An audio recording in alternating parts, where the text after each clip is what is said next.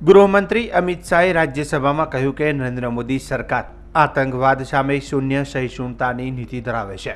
NDA સરકારમાં જમ્મુ અને કાશ્મીરમાં આતંકવાદને કારણે થતા મૃત્યુમાં 70% ઘટાડો થયો છે અને આતંકવાદી ઘટનાઓમાં નોંધપાત્ર ઘટાડો થયો છે।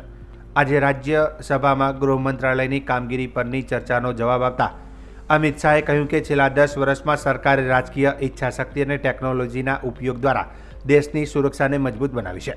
તેમણે કહ્યું કે દેશે ભૂતકાળમાં 3 મુખ્ય પડકારો સામનો કર્યો હતો: જમ્મુ અને કાશ્મીરમાં આતંકવાદ, ડાબેરી ઉગ્રવાદ અને ઉત્તર પૂર્વમાં બળવાખોરી, જેણે રાષ્ટ્રની પ્રગતિ અને વિકાસમાં અવરોધ ઊભો કર્યો હતો। શ્રી અમિત શાહે કહ્યું હતું કે કલમ 370 દૂર કરીને મોદી સરકારે બંધારણના ઘડવૈયાઓનું એક બંધારણ એક જ ધ્વજનું સ્વપ્ન પૂર્ણ કર્યું છે।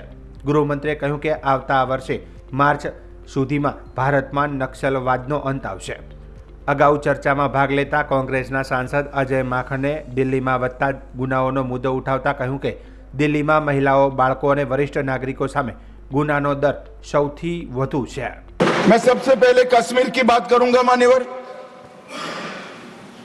कश्मीर में हम सब जानते थे कि पड़ोसी देश से आए दिन आतंकवादी घुसते थे, यहाँ बम धमाके करते थे, हत्याएं करते थे।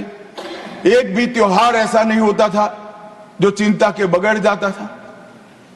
और केंद्र सरकारों का रवैया लचीला होता था, चुप्पी साथ जाते थे, बोलने में डर लगता था, कोई दुविधा भी थी, शायद वोट बैंक का भी डर था। नरेंद्र मोदी जी के आने के बाद आतंकवाद के खिलाफ जीरो टॉलरेंस की नीति प्रधानमंत्री जी ने